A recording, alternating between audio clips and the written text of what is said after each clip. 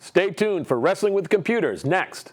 Go boot up your computer, go get something to write with, because we're off to the world of technology, and you're going to want to take notes.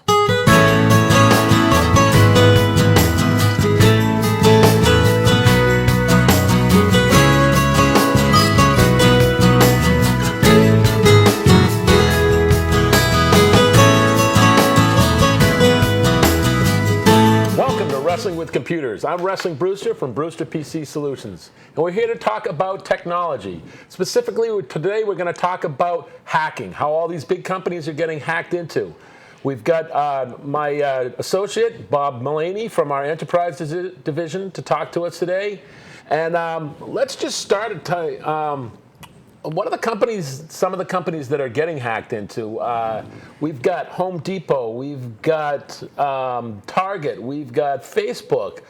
A lot of these companies are getting hacked into. And Snapchat was recently hacked into. Yeah, Snapchat and everybody, of course, the most famous one now is the iPhone. I mean, that's got the most publicity, as well as JP Morgan. The Droid. Yep. The Droid got hacked into. And so the Droid, don't too. pick on my iPhone. No, I won't pick on your iPhone too badly. But what we're finding is a lot of the bigger companies, I mean, you can protect yourself personally. That's a great idea with antivirus, changing your passwords, even a firewall program if you want, or an actual dedicated device. But a lot of these big companies, they are actually being targeted by fairly elite hack groups. These are targeted, really targeted specifically at these companies. Some of these groups, like Anonymous, you hear about. There's now one from China called Hidden Links.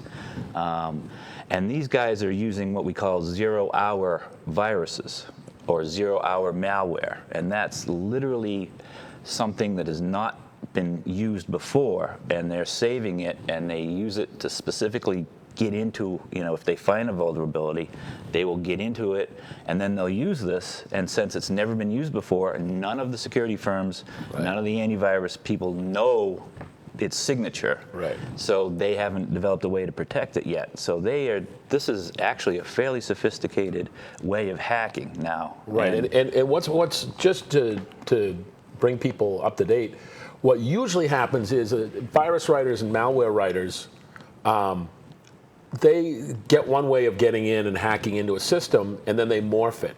So the virus people and the malware people are paying catch up. They're like, all right, now they're trying this way, now they're trying that way.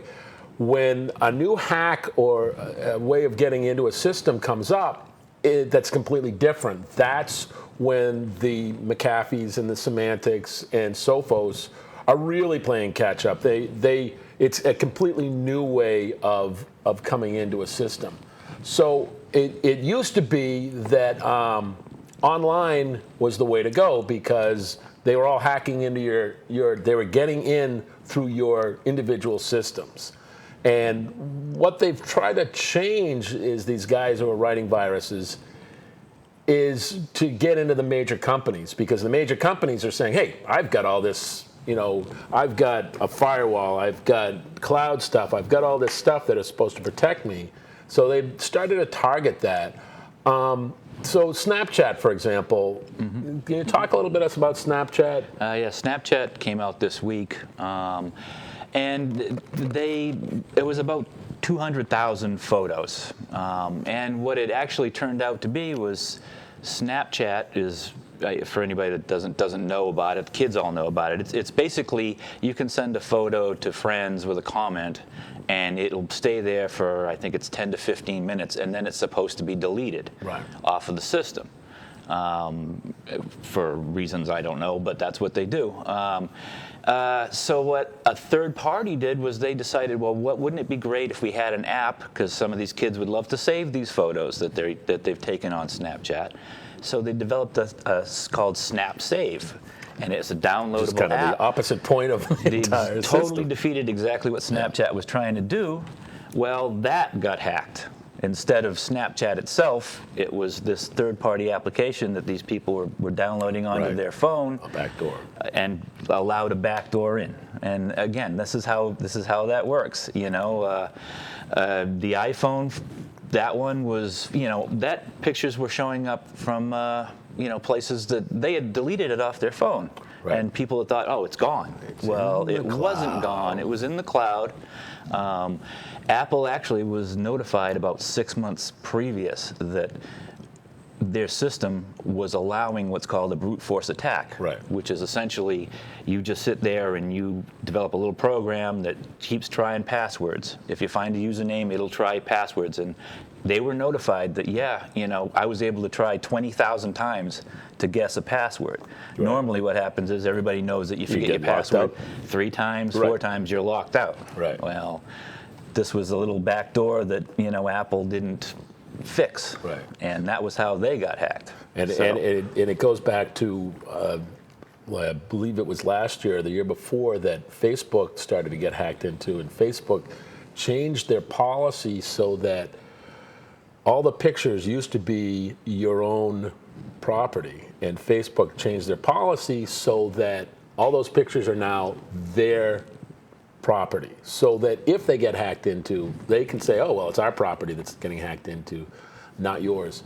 I want to talk a little bit about some of the major corporations like Home Depot and Kohl's that got hacked into, and what that means to the Joe public, because those were hacked into, those credit cards were hacked into, and those accounts were hacked into.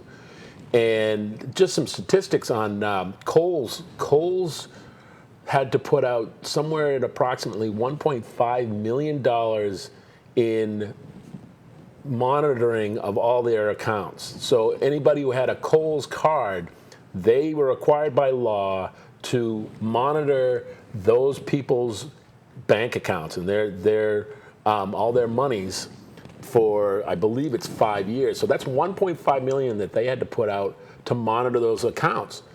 And it's the amazing thing that's out there is that we've got some major corporations that are being hacked into, and their IT departments are scrambling to find out how that was happening.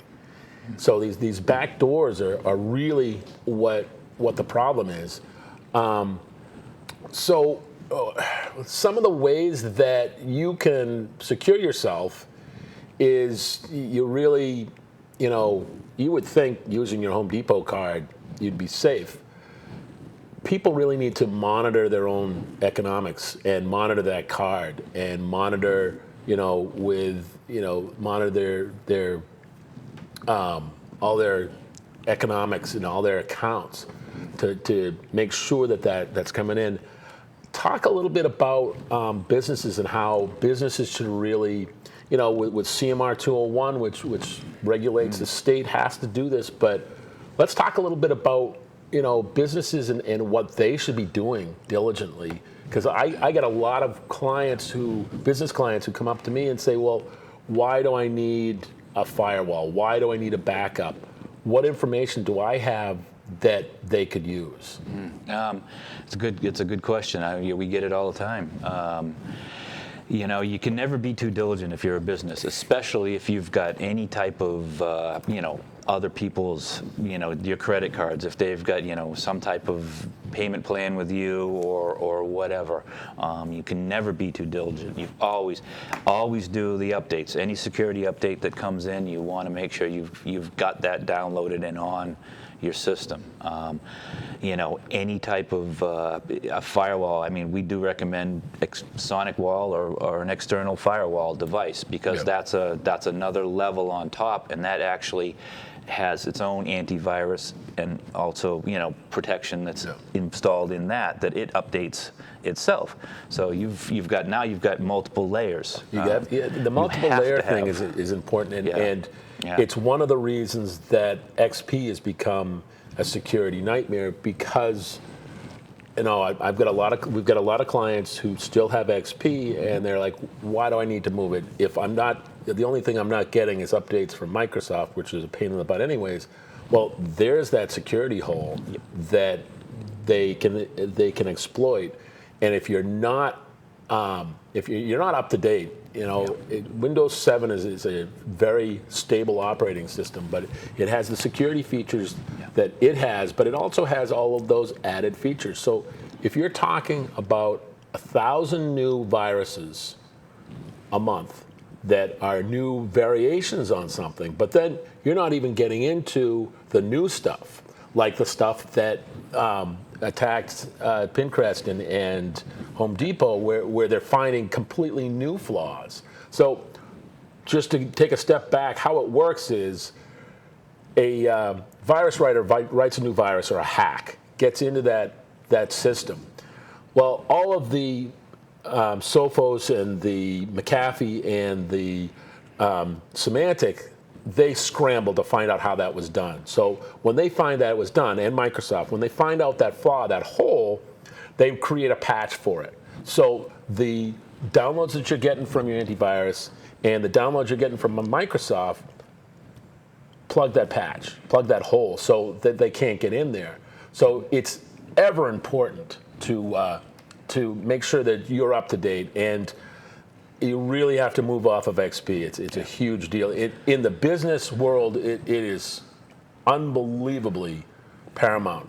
Yeah. We've got a bunch of clients who have multiple workstations on site and mobile stations that you're only as vulnerable as your worst link, and your worst link right now is that XP machine. It's sitting there waiting for people to hack into it. Yeah, and as an example, there's a very, there are a lot of corporations, big corporations that are just now moving off of XP. And part of their issue has been that they've got proprietary software that they've been running forever on XP, wouldn't run on anything Windows, else. on anything else. And they've had to actually scramble to get it to run on 7, because that is how afraid they are, and they are spending millions, untold millions, to get off, because that's how afraid they are of becoming vulnerable. Oh yeah. So I mean, you've got to do it. If the big corporations of this world are doing it, you pretty much should be doing it too. So you can't say enough about that. And we've got to. It might cause you some pain. Yeah, you might have to upgrade your other software, but the cost of spending to get the next version of QuickBooks or whatever you're running as a small company is far, far less than if you run afoul of CMR 201, you get hacked, and the state comes knocking at your door and says, hey, we have trace this back to you. Right. And by the way, we're going to fine you $5 a record for each record that was stolen. Right. And So, just to take a step back and explain CMR 201, it's a law in Massachusetts. It doesn't really have any teeth. They can't do anything until you actually get hacked, and then they come in, and it basically says you have to do your due diligence towards security. And getting back to what we were talking about before about vendors and sub-vendors, CMR 201 even states that if you hold records of anybody in the Commonwealth of Massachusetts, including Social Security numbers, address, personal information, all those personal information, if you hold those, you have to make sure that you are secure and any vendor or subset of you is secure. So even if you as a business have all of this stuff in place and you are exchanging information, for example, if you're a doctor's office and you have all of your clients' information in one spot, you've got all the security measures in the world. If you, for example, and I'm only using this as an example, I don't know the security software that XJordan has, but if you transmit that record through the la-la land of the cloud to Jordan, and Jordan is not secure and they get hacked into, CMR 201 states that, they're going to go after and say, Beth Israel, you're not up to code. They're also going to lean it back and say, well, this is where we got it originally. So it's a huge, huge, grandiose thing, and which really brings up the whole security of the cloud itself. Is the industry, the IT industry as a whole, is trying to go remote and trying to go cloud, and I don't know, we at Brewster PC Solutions are very leery of the cloud. It's not our favorite thing. We have backup to the cloud, but we are really hesitant to move any of our big systems to the cloud just because of that security measure. You can secure your little location and you can secure that cloud, but there's a big, huge tube that goes in between there that is scary to us. Yeah. Yeah, and we do have we have a few clients that do have online programs, and we really strongly suggest to them that they have a letter from that company that they're using stating that yes, they conform, and you are going to be held harmless if that happens, because again, when things happen, the fingers get pointed. Everybody, no one will will fess up to it. And especially a bigger corporation like Google or one of those, they're going to be, oh no, it's not us. It must we've be. Got every security measure in the world. Exactly. Oops, wait a minute. Yeah, except for that just one. gotta act. Yeah. So and that's what they'll do. And so in the end, it's going to come back to you. If you're not, if you don't have your I's dotted, so, and we strongly suggest that that's one of the things you want to do just to protect yourself. There's a, it's really you've got to just CYA, Oh yeah. I mean, that's what you've got to do. And that's one of the things is our company is pretty focused on is making sure that all your I's are dotted and that you're in a little cone. And each network, especially with a business network, has to have this little cone around it saying, all right, this is me, and this is the outside world, and this is where all my data is. And we stress with our clients that this data is the most important thing. The computers and all the electronics and technology in the system, it breaks, you put a new one in. But that data, whether it gets lost or hacked, is the most important thing. And the data needs to be in its cone, and it needs to be, and you have to, as a business person, be very concerned about security. If Home Depot, Kohl's, Facebook, Google, Pinterest, all the other ones are getting hacked into it. And JP Morgan. JP Morgan Chase, I mean, come on. That's one of the biggest banks in the world. Exactly. And they got hacked through their website. It went in through their website, and that was one of the Russian, supposedly Russian hack groups. That came in and got them right through their website. Right. So, and I got, in their defense, I have to say, at a lot of these companies, when they find out it's happened, they move quickly. Oh yeah. I mean, I literally just got a new debit card from my bank because of Home Depot. And I'm getting one too. You got one too. I mean, it's a pain for you and it's a pain for me because I've got a lot of, I've got a lot of payments that I have that are just automatic. So now I got to go through, change my, change my number on everything. So which you should do immediately. Don't say, oh, I'm not. I'll put it off, and because they give you a little bit of leeway. One of the other things I wanted to talk about was, folks, this thing here, your smartphone, okay? That's just as vulnerable as a PC or a tablet or anything else. And that's across the spectrum for smartphones. It's not just all Androids. Smartphones. Any smartphones at all. Apple's getting it. Yeah. Used to be Apple was kind of a sacred cow, and they never got they never got all hacked. Market share. But as soon as you're big enough to get the people's attention, the bad guys' attention, you're there. So I mean, if you don't have Norton Symantec makes a good security device for your phones. It's the same thing, good antivirus. I mean, you should download it. It costs, it's not expensive.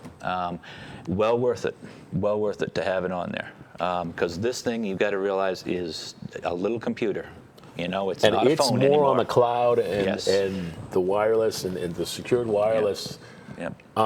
So when you're talking about a smartphone being a computer, well, if you've got a desktop that's sitting in one place, and as an IT company, we can secure the heck out of that. Nobody's getting into that. Well, when you talk about your laptops and your Tablets. iPads and your cell phones, those go on the and IT divisions of major corporations. That's their biggest security breach right now. Is that all right? That's going to the outside world. So if someone hacks into a laptop that has a VPN, a virtual private network, going into the corporate atmosphere, all they need to do is get into that thing and they can get in and get anything they want. Yeah. So the security there is huge, huge. So just a couple things that we'd like to suggest you do. It's one of the biggest problems I have with most of our clients, our Joe Citizen clients, is passwords. Can I just use my street? Can I just use my dog name? Can I just use this? Well, Bob was just saying how they went to 20 different things to find the actual password to get into a corporate site. 20,000. Yeah, 20,000. Yes. Yeah, well, they've got a computer that sits there and goes through those, so they can do that in probably an hour. Yep. So if I want to hack into your personal computer, I'm going to do your street, I'm going to do your dog's name, and I'm going to do your last name. And I'm eventually going to get it.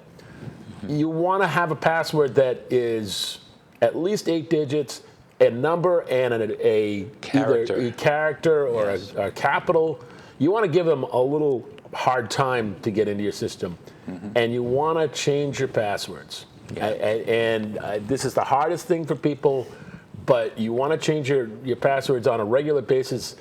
Most of the corporate atmospheres, they have to be changed yearly. It's right in the system. The system comes up and says, it's been a year, you're going to change your password. And we have clients that do it every 30 days, and it's right in the policy. Every 30 days that you log in, it'll tell you, it'll count down. I'm sure if some of you guys work for bigger corporations, same thing. You'll get the little notice says your password expires in 10 days, and you get a countdown. And it's for your protection. I mean, it's for the company's protection. So right, you got to kind of take it seriously. I mean, it might be a joke, and I've heard folks say, oh yeah, well I just change it, from one letter. Yeah, by one letter, and I just my last cringe. name 1, my last name 2. Yeah, and I just cringe, and it's you got to tell them, look, it's for your protection. It's going to come back on you if something bad happens. And we're harping a little bit on passwords because it's the simplest thing that companies should really look out for. Individuals, you should definitely do this, but companies. There's a new thing coming about in most companies' infrastructure is that they're starting to do a lot of training on the IT and safety part of it, because if you're talking about your weakest link is that guy who's sitting in the back of a cubicle saying, all right, I'm on my lunch hour, I'm going to go and I'm going to Google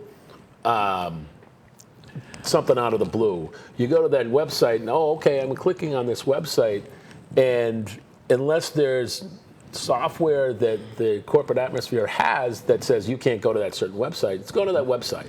That website saying, great, I'm collecting all this information. So right there, you've ruined your entire dome that I was talking about earlier. But a lot of corporations now, their IT division has an educational department within that division that goes through and says, this is what you can't do. This is what you could do, but we don't want you to do.